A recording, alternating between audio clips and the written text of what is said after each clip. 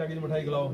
हरियाणा में निकाय चुनावों का बिगुल बज चुका है और भाजपा द्वारा मेयर पद के प्रत्याशियों की सूची जारी होते ही यमुनानगर की मेयर प्रत्याशी पूर्व जिला शिक्षा अधिकारी सुमन बहमनी का नाम घोषित होने पर उनके घर बधाई देने वालों का तांता लग गया है। जहां भाजपा के पदाधिकारियों ने उन्हें मिठाई खिलाकर बधाई दी, तो वहीं यमुनानगर में उनके परिवार की ओर से और समर्थकों ने भी आतिशबाजी चलाकर और ढोल की थाप पर नाचकर खुशी मनाई। वहीं सुमन ने भाजपा के शीर्ष नेतृत्व का धन्यवाद करते हुए कहा कि मुझे बेहद खुशी है कि मैं भाजपा ने मुझे जैसे एक कार्यकर्ता पर भरोसा जताया और मेयर पद के प्रत्याशी के लिए मेरा नाम घोषित किया है। वहीं उन्होंने कहा कि वे संगठन के साथ और भाजपा की नीतियों को आगे बढ़ाते हुए काम करेंगे और उन्हें उम्मीद है कि वे कड़ी मेहनत करके मेयर पद पर जीत हासिल करेंगी। प्रदेश में जो ये सूची जारी हुई है उसमें महिलाओं को विशेष रूप से ध्यान दिया गया है।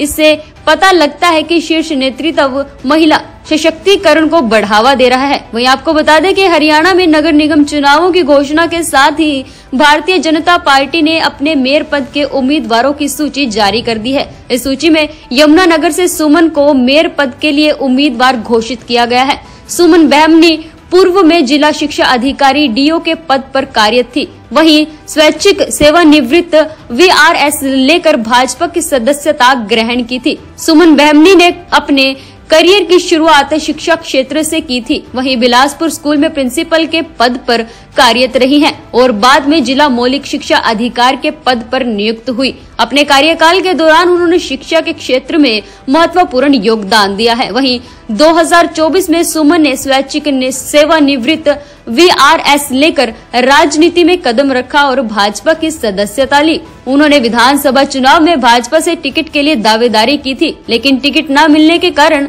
अब उन्हें यमुनानगर निगम के मेयर पद के लिए उम्मीदवार बनाया गया है। वहीं आपको बता दूं कि सुमन बहमनी के पति आयुष विभाग से सेवानिवृत्त हो चुके हैं और उनके पारिवारिक पृष्ठभूमि पर प्रशासनिक अनुभव को देखते हुए भाजपा ने उन्हें यमुनानगर के मेयर पद के लिए उपयुक्त उम्मीदवार माना है। सुमन के राजनीतिक सफर की ये नई शुरुआत यमुनानगर की जनता के लिए महत्वपूर्ण होगी। उनके प्रशासनिक अनुभव और शिक्षा के क्षेत्र में योगदान को देखते हुए उनसे नगर निगम के कार्यों में सकारात्मक बदलाव की उम्मीद की जा रही है। सुमन का जन्म 13 फरवरी 1970 को एक गांव में हुआ। उन्होंने अपनी शिक्षा पूरी करते ही AA राजनीतिक शास्त्र किया, फिर MD और फिर MPhil राजनीतिक शास्त्र की डिग्री प्राप्त की। शिक्षा के क्षेत्र में उनका योगदान महत्वपूर्ण रहा और वे एक स्कूल में प्रिंसिपल के पद पर कार्यरत थी। हालांकि डीओ पद से उनकी सेवानिवृत्त में भी अभी 4 वर्ष शेष थे, लेकिन विधानसभा चुनाव को ध्यान में रखते हुए उन्होंने